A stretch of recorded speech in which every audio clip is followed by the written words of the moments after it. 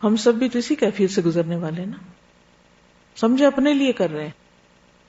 اور پھر آخری آپ کا سفر ہے, آخری تیاری ہو رہی ہے, اس میں اگر صحیح طرح نہلایا نہیں گیا یا سنت کے مطابق نہیں نہلایا گیا تو جانے والے کا کیا انجام ہے, کیا ہو رہا ہے؟ یعنی کہ جاہل لوگوں کے ہاتھوں بس جیسے تیسے پانی ڈال کے اس کو رخصت کر دیا گیا. اللہ سے ملاقات کے لیے جا رہا ہے وہ بندہ, تو اس وقت بھی اہتمام ہونا چاہیے اور ہر چیز پراپر ہونی چاہیے. چلیے, نبی صلی اللہ علیہ وسلم کی ایک شخص کی شہادت کی گواہی اسی خیبر کے سفر میں. شداد بن باد رضی اللہ عنہ سے روایت ہے کہ ایک اعرابی نبی صلی اللہ علیہ وسلم کی خدمت میں حاضر ہوا. ایک اعرابی نبی صلی اللہ علیہ وسلم کی خدمت میں حاضر ہوا, اسلام قبول کیا اور آپ کے ساتھ چل پڑا. شاید راستے میں سے کہنے لگا میں آپ کے ساتھ ہجرت کروں گا. رسول اللہ صلی اللہ علیہ وسلم نے اس کے بارے میں بعض صحابہ کرام کو ہدایت کی, یعنی اس کا خیال رکھنا, یا اس کے کیونکہ اکیلا تھا. جب غزوہ خیبر ہوا اور رسول اللہ صلی اللہ علیہ وسلم کو مال غنیمت ملا, آپ نے تقسیم کیا تو اسے بھی حصہ دیا. آپ کے صحابہ نے اس کا حصہ اس کو لے جا دیا, یعنی آپ نے تو حصہ بنایا لیکن صحابہ نے آگے پہنچایا. وہ ان کے سواری کے جانور چرایا کرتا تھا, یعنی ڈیوٹی بھی ساتھ ساتھ کر رہا تھا. جب وہ آیا تو صحابہ نے اس کا حصہ اس کو دیا تو اس نے ان سے دریافت کیا کہ یہ کیا ہے, یہ کیا دے رہے ہو مجھے؟ لوگوں نے کہا یہ تمہارا حصہ ہے, رسول اللہ صلی اللہ علیہ وسلم نے تمہیں دیا ہے. اس نے لے لیا اور لے کر نبی صلی اللہ علیہ وسلم کی خدمت میں حاضر ہوا. عرض کیا اے محمد صلی اللہ علیہ وسلم یہ کیا ہے؟ آپ صلی اللہ علیہ وسلم نے فرمایا یہ میں نے تمہارا حصہ تمہیں دیا ہے. اس نے عرض کیا کہ میں اس وجہ سے آپ کے ساتھ نہیں آیا تھا, میں اس لیے نہیں آیا تھا کہ مجھے کچھ مال ملے یہاں سے. کیسی کیسی نیتیں رکھنے والے لوگ ساتھ چلتے ہیں, ان کی اس نیت کے اخلاص اور برکت کی وجہ سے بعض اوقات اللہ تعالیٰ بڑی بڑی کامیابیاں دیتا ہے. اور جب نیتوں میں لالچ آ جاتا ہے نا, اور دل میں کہ اچھا ہم مردے کو نہلانے جائیں گے تو وہ ہمیں کیسی چائے پلائیں گے یا ہمیں کیا کھلائیں گے یا کون سا جوڑا دیں گے, یا کوئی فائدہ نہیں ایسی سوچ کا. اگر شیطان کبھی دل میں کوئی ایسی بات ڈالے بھی تو فوراً جھٹکے کہ نہیں, میں اس لیے نہیں آیا, میں اس لیے نہیں جا رہا, میں صرف اپنے رب کے لیے جا رہا ہوں, اور جو ریوارڈ مجھے میرا رب دینے والا ہے وہ اس چائے کی پیالی سے بہت بڑا ہے. چاہے آپ کسی مریض کی عادت کے لیے جائیں یا کسی بھی کام کے لیے کسی کے پاس جائیں. کہنے لگا میں اس کے لیے آپ کے ساتھ نہیں چلا, بلکہ میں نے آپ کی پیروی اس وجہ سے کی ہے کہ میری اس جگہ پر تیر مارا جائے, یعنی حلق کی طرف اشارہ کیا, پھر میرا انتقال ہو جائے اور میں جنت میں داخل ہو جاؤں. میں جنت لینے کے لیے آیا ہوں. آپ صلی اللہ علیہ وسلم نے فرمایا اگر تم سچ کہتے ہو تو اللہ تمہیں سچا ثابت کر دے گا, کیونکہ انما الاعمال بالنیات. پھر کچھ دیر تک لوگ ٹھہرے رہے. اس کے بعد دشمن سے جنگ کرنے کے لیے اٹھے, کیونکہ وہ خیبر کی جو غزوہ تھا وہ پارٹس میں تھا, ایک حصہ فتح ہوا پھر اگلا پھر اگلا. وہ شخص نبی صلی اللہ علیہ وسلم کی خدمت میں لایا گیا. اس شخص کے اسی جگہ تیر لگا ہوا تھا جس جگہ اس نے اشارہ کیا تھا. آپ نے فرمایا کہ یہ وہی ہے؟ لوگوں نے کہا جی ہاں. آپ نے فرمایا اس نے اللہ سے سچ کہا تھا, اللہ نے بھی اس کی تمنا پوری کر دی. پھر آپ صلی اللہ علیہ وسلم نے اپنے جبے میں اسے کفن دیا, اپنے کپڑے میں اس کو کفن دیا اور اسے سامنے رکھ کر اس کی نماز جنازہ پڑھائی. تو جس قدر آپ کی نماز میں سے لوگوں کو سنائی دیا وہ یہ تھا, آپ فرما رہے تھے یا اللہ یہ تیرا بندہ ہے, تیرے راستے میں ہجرت کر کے نکلا اور شہید ہو گیا, میں اس کا گواہ ہوں. لِيَكُونَ الرَّسُولُ عَلَيْكُمْ شَهِيدًا. اس کے برعکس ایک اور شخص ابو ہریرہ سے روایت ہے, ہم رسول اللہ صلی اللہ علیہ وسلم کے ساتھ خیبر کی لڑائی میں موجود تھے. رسول اللہ صلی اللہ علیہ وسلم نے ایک شخص کے بارے میں جو آپ کے ساتھ شریک تھا اور اسلام کا دعوے دار تھا فرمایا یہ جہنمی ہے. جب جنگ ہونے لگی تو اس شخص نے بہت جم کے لڑائی میں حصہ لیا, بہت زخمی ہوا, پھر بھی ثابت قدم رہا. نبی صلی اللہ علیہ وسلم کے ایک صحابی نے آ کر کہا یا رسول اللہ اس شخص کے بارے میں آپ کو معلوم ہے جس کے بارے میں آپ نے ابھی فرمایا تھا کہ وہ جہنمی ہے؟ وہ تو اللہ کے راستے میں بہت جم کے لڑا ہے, بہت زیادہ زخمی ہوا ہے. فرمایا وہ جہنمی ہے. ممکن تھا کہ بعض مسلمان شبے میں پڑ جاتے, لیکن اس عرصے میں اس شخص نے زخموں کی تاب نہ لا کر اپنا ترکش کھولا اور اس میں سے ایک تیر نکال کر اپنے آپ کو مار دیا، سوئسائڈ کر لی، خودکشی کر لی۔ پھر بہت سے مسلمان حضور صلی اللہ علیہ وسلم کی خدمت میں دوڑتے ہوئے پہنچے، کہا یا رسول اللہ، اللہ نے آپ کی بات سچ کر دی، اس شخص نے اپنے آپ کو ہلاک کر کے اپنی جان خود ختم کر ڈالی۔ آپ نے اس موقع پہ فرمایا بلال اٹھو، لوگوں میں اعلان کر دو کہ جنت میں صرف مومن ہی داخل ہوگا، اور یہ کہ اللہ تعالیٰ اس دین کی مدد فاجر سے بھی لے لیتا ہے، گناہگار شخص بھی اس دین کی مدد کر سکتا ہے۔ صحیح بخاری 6606۔ اس سے کیا پتہ چل رہا ہے؟ ایک وہ شخص ہے جس کی نیت خالص ہے، جو صرف اللہ کی رضا چاہتا ہے، وہ دوسرے کے تیر سے مرنا چاہتا ہے، اور یہ اس نے جلدی کی۔ اینڈ اچھا ہونا چاہیے، اختتام اچھا ہونا چاہیے، اور اختتام تک صبر کرنا چاہیے، جم کے رہنا چاہیے، ورنہ بعض اوقات جب اینڈ خراب ہوتا ہے تو وہ پچھلے کیے کرا سب پہ پانی پھیر دیتا ہے۔ جی آپ جی ہمارا جسم ہمارے پاس امانت ہے، ہم اس کو خود نہیں مار سکتے، بیمار ہو جائے تو اس کا علاج بھی ہم پہ لازم ہے۔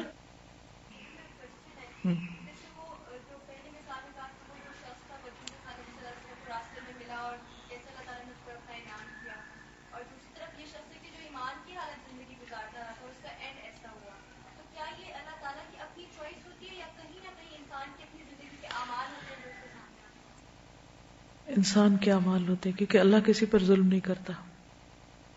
ما اصابکم من مصیبت فبما کسبت ایدیکم، کہ پھر یہ کہ جو صبر ہے وہی مشکلات میں جو صبر ہے اس پر اجر ہے۔ اور صبر کیا ہے؟ آخری لمحے تک جم کے رہو۔ 99% کام کر لیا نا اور 1% چھوڑ دیا، انکمپلیٹ۔ مثلا آپ نے ساری نماز پڑھی، سلام نہیں پھیرتے، نماز نہیں ہوئی۔ اب ان دونوں کو آمنے سامنے دکھانے کا مقصد بھی یہی تھا کہ انسان بعض اوقات اپنے کارناموں پہ خود ہی خوش ہونے لگتا ہے، اوور ایکسائٹیڈ ہو جاتا ہے، سب کچھ کر کے ایک ایسی بات کر دیتا ہے کہ پتہ بھی نہیں چلتا، وہ سب ضائع ہو جاتا ہے۔ اور آپ دیکھیے عموماً غلطیاں کہاں ہوتی ہیں، غلط بات زبان سے کب نکلتی ہے، غلط کام ہم کب کر بیٹھتے ہیں؟ جب ہم اوور کانفیڈنٹ ہوتے ہیں یا پھر جذباتی ہوتے ہیں۔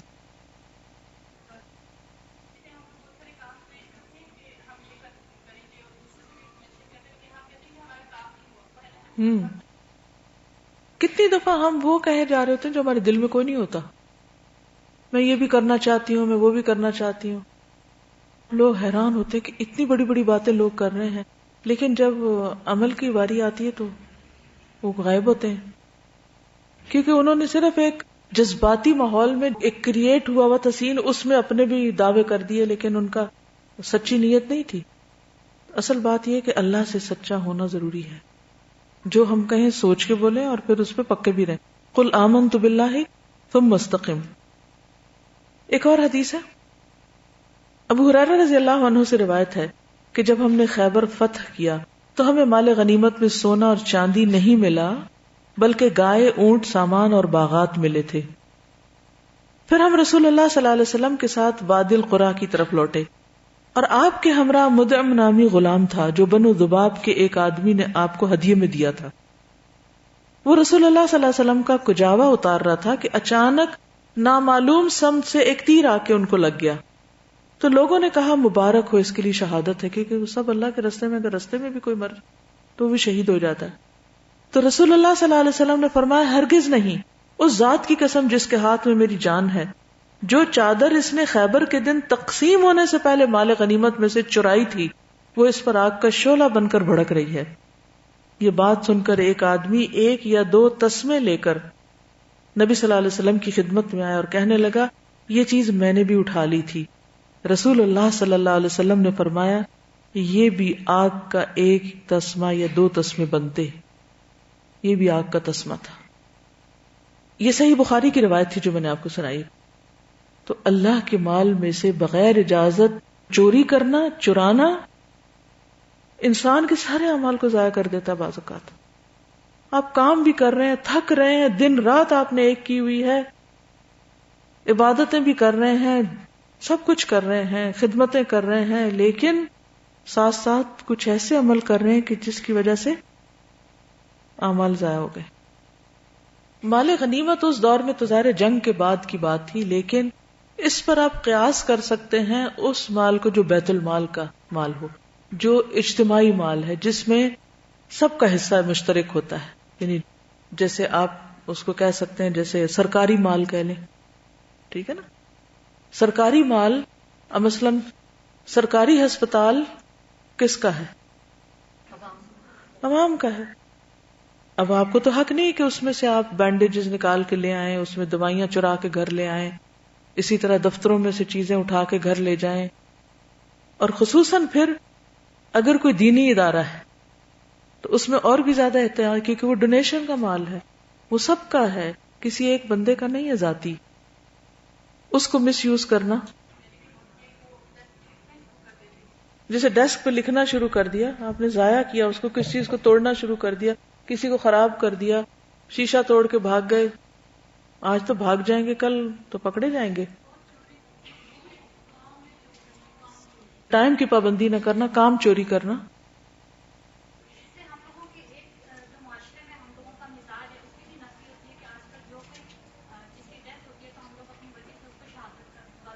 شابش، گڈ پوائنٹ. یعنی آج کل اس ٹرینڈ کی بھی جو ہمارے ہاں بہت ہے کہ کوئی کسی طرح بھی مرتا ہے تو ہم اس کو شہید شہید کہنا شروع کر دیتے ہیں. اس کی بھی نفی ہوتی ہے. اللہ ہی جانتا ہے کون شہید ہے اور کون نہیں، اور کون شہید ہو کے بھی شہید نہیں. انسان کو ہمیشہ خاتمہ بالخیر کی دعا کرنی چاہیے. کوئی پتہ نہیں کس وقت کہاں سے پھسل جائیں. کتنی دفعہ اپنے سے عہد باندھتے ہیں کہ ہم کسی کی غیبت نہیں کریں گے، کوئی غلط لفظ زبان سے نہیں نکالیں گے. اچھا سنبھلے رہتے ہیں، پھر ایک ایسے ماحول میں جا بیٹھتے ہیں جہاں سارے لوگ وہی کر رہے ہیں، ہم بھی بیچ میں کود پڑتے ہیں، ہم بھی کوئی نہ کوئی اوپینین دینے شروع ہو جاتے ہیں، اور بعد میں کہتے ہیں استغفر اللہ، یہ کیا کیا، یہ لفظ مجھے نہیں بولنے چاہیے تھے. تو ہمیں نہیں پتا کہ آئندہ اس لمحے یہاں سے باہر نکلیں گے کون آگے مل جائے گا، وہ کیا بات کرے گا اور ہم کہاں سلپ ہو جائیں گے. بالکل اصل چیز یہ نہیں فرق پڑتا، کیونکہ ہوتا نا بعض اوقات کسی کی موت ایک طرح ہے، دوسری تو ہم کہتے ہیں ہاں بہت لکی تھا، اس کی موت اس طرح، اب تو وہ بخشا گیا. اللہ ہی جانتا ہے کون بخشا گیا اور کون نہیں. تو ہمیشہ ڈرتے رہنا چاہیے. ایک اور روایت عبداللہ بن عمر سے روایت ہے کہ رسول اللہ صلی اللہ علیہ وسلم کے پاس جب مال غنیمت پہنچتا تو آپ بلال کو حکم دیتے اور وہ لوگوں میں اعلان کرتے تو سب لوگ اپنی اپنی غنیمت لے کر آتے. پھر آپ اس میں سے 5واں حصہ الگ کر کے باقی کو تقسیم کر دیتے، سب کو ڈسٹریبیوٹ کر دیتے. ایک بار ایک شخص اس تقسیم کے بعد بالوں کی بنی ہوئی لگام لے کر آیا. لگام کا پتہ کیا ہوتی؟ کس کو لگاتے ہیں؟ جانوروں کو، وہ نہیں ہوتی اس کی باگیں جیسے ہوتی جو منہ سے نکال کے وہ کھینچتے ہیں جیسے. بولا اللہ کے رسول یہ ہمیں مال غنیمت میں ملی تھی. آپ نے پوچھا کیا تو نے بلال کے اعلان کو سنا تھا؟ آپ نے 3 بار پوچھا تم نے بلال کا اعلان سنا تھا؟ کیا اعلان تھا؟ کہ سب کے پاس جو کچھ ہے سب جمع کرا دو، پھر وہ سارا ایک جگہ جمع ہوتا، پھر اس میں سے تقسیم ہو کے سب کو ملتا. اس نے کہا ہاں میں نے سنا تھا. آپ نے پوچھا تو پھر کیا چیز اس کے لانے میں رکاوٹ تھی، تم اس وقت کیوں نہیں لے کر آئے گی؟ اس نے معذرت پیش کی، یعنی کہ ایکسکیوزز پیش کی. آپ نے فرمایا اسے اپنے پاس رکھو، قیامت کے دن لے کر آنا، میں اسے تجھ سے ہرگز قبول نہیں کرتا. اس معاملے میں آپ نے کتنی سختی کی. آپ عام طور پر لوگوں سے درگزر کر جاتے، ان کی غلطیاں معاف کر دیتے، لیکن اس معاملے میں آپ نے سختی کی. کیوں؟ تاکہ دوسرے لوگ بھی اس میں ذرا بھی ڈھیل نہ اختیار کریں.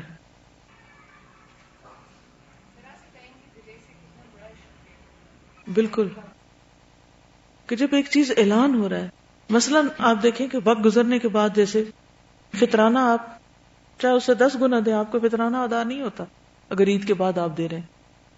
اسی طرح اگر دن گزر جائیں تو پھر آپ قربانی کرنے بیٹھے تو وہ عام قربانی شمار ہوگی، وہ خاص مخصوص قربانی جس پہ اجر ہے کہ عشرہ ذو الحج کا افضل ترین عمل، اس کے اجر سے آپ نکل جائیں گے. جی اب آپ دیکھ رہے ہیں وہ کہتے ہیں میں تو اس لیے آیا نہیں تھا، تو تیر کھانے آیا ہوں. دوسرا شخص جلدی کرتا ہے، تیسرا شخص مال غنیمت میں سے نکال لیتا ہے. جی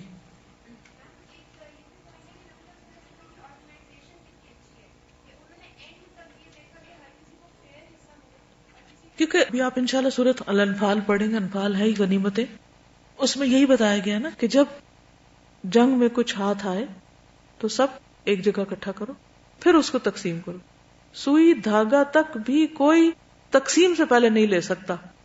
اس اصول سے آپ ایک عام زندگی کا آپ سیکھ سکتے ہیں.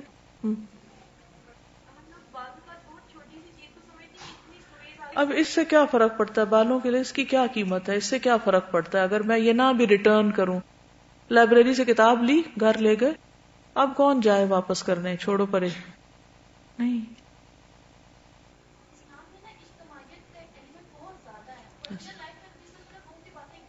یس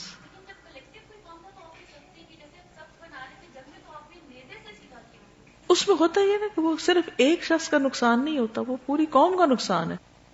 آپ کسی بھی پراپرٹی کو ڈیمیج کرتے ہیں، آپ نے ایک شخص کو نہیں نقصان دیا، آپ نے پوری قوم کو نقصان دیا، تو بہت بڑا جرم ہو جاتا ہے وہ. جی ہاں، جب حق مارا جاتا ہے تو دلوں میں پھوٹ آتی، دل پھٹ جاتے ہیں، نفرتیں پیدا ہوتی ہیں. چلیے آگے چلتے ہیں. حضرت انس کہتے ہیں کہ رسول اللہ صلی اللہ علیہ وسلم نے ابو طلحہ سے فرمایا، اپنے بچوں میں سے کوئی بچہ میرے ساتھ کر دو جو میرا کام کر دیا کرے جب کہ میں خیبر کے لیے نکلوں. یعنی خیبر کے لیے میں جب جاؤں گا تو میرے ساتھ اپنے بیٹے کو بھیجنا میرے چھوٹے چھوٹے کام کرنے کے لیے. بس مجھے ابو طلحہ اپنے ہمراہ سوار کر کے لے گئے، یعنی ساتھ لے گئے کہ میں وہاں آپ کے حوالے کر دوں گا. میں قریب البلوغ تھا، یعنی ابھی بالغ نہیں ہوا تھا. جب بھی رسول اللہ صلی اللہ علیہ وسلم کہیں قیام کرتے تو میں آپ کی خدمت کرتا، یعنی جہاں کہیں رکتے تو میں آپ کے کام کرتا. میں اکثر آپ کو یہ فرماتے ہوئے سنتا، اللہم انی اعوذ بک من الہم والحزن والعجز والکسل والبخل والجبن ودلع الدین وغلبۃ الرجال. اے اللہ میں تیری پناہ مانگتا ہوں غم اور رنج سے، عاجزی اور سستی سے، بخل اور بزدلی سے، قرض کے بوجھ اور لوگوں کے غلبے سے. اس سے کیا سیکھنے کی بات پتہ چل رہی؟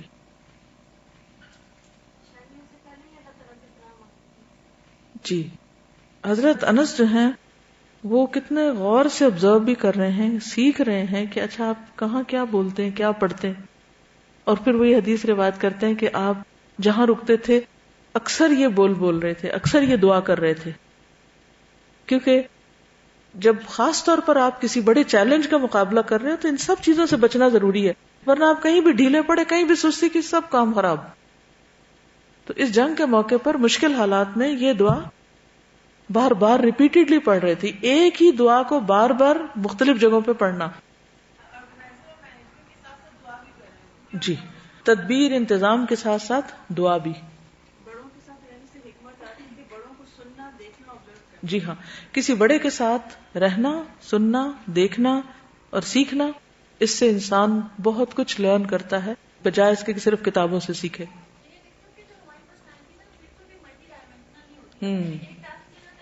بس ایگزیکٹلی بالکل. یعنی عام طور پر ہماری جو پرسنالٹیز ہوتی ہیں ملٹی ڈائمینشنل نہیں ہوتی، بس ایک کام پلے پڑا اسی کے اوپر ہی دھیان ہے، نہ دائیں دیکھا نہ بائیں دیکھا، اور نہیں کچھ سیکھتے. اب یہاں پر حضرت انس کس لیے نکلے؟ خدمت کے لیے. وہ خدمت تو کر رہے ہیں لیکن ساتھ ساتھ سیکھ بھی رہے ہیں. اچھا یہاں اگر کسی کو پوچھا جائے کبھی سنا تھی کیا کہ نہیں میں نے توجہ نہیں کی، سنا ہی نہیں کہ کیا کون آیا تھا، کیا کہا، کیا ہوا. آپ کچھ کہنا چاہ رہے ہیں؟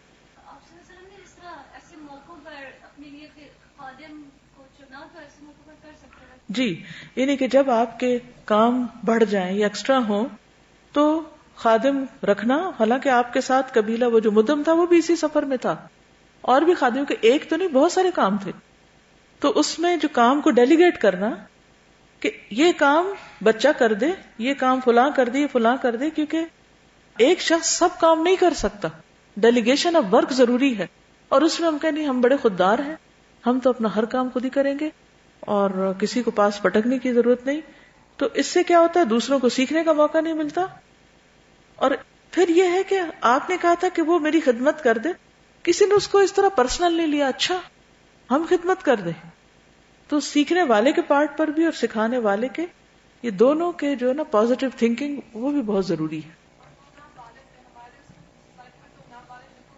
جی ہاں، وہ نابالغ تھے، ہمارے تو نابالغ، بالغ بھی کچھ نہیں کرتے تو نابالغ تو کیا سیکھیں گے اور کیا کریں گے.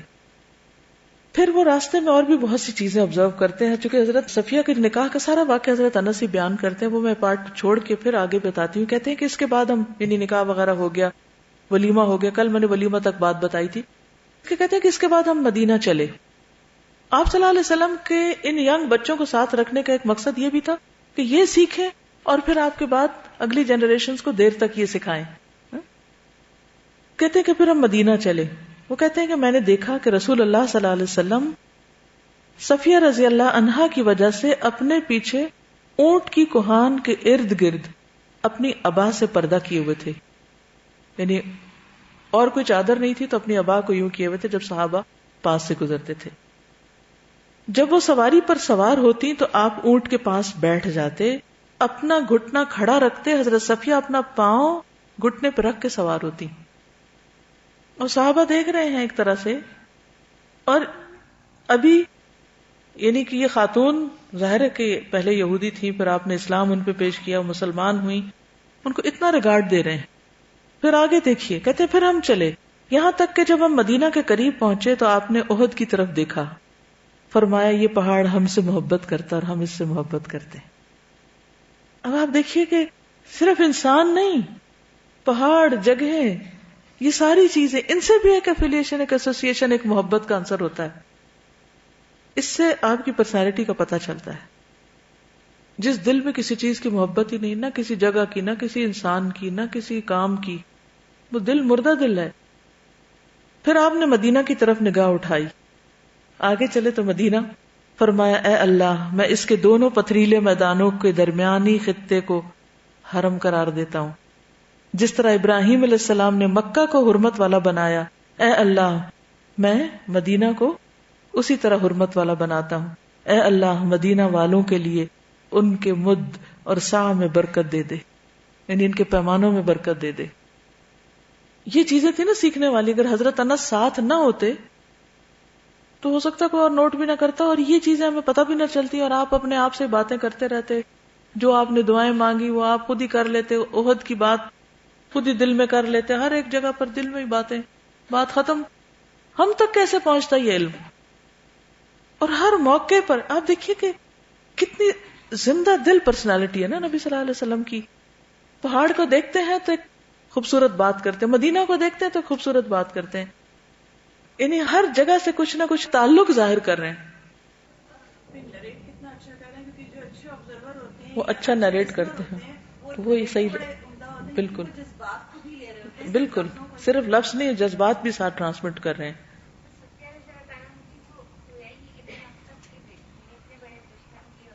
دشمن کی بیٹی ہے صفیہ، اور ہم تو ان کے کسی دور پار رشتہ دار کی وجہ سے بھی دل میں گرج رکھے ہوئے ہوں گے. چلیے آگے چلتے ہیں.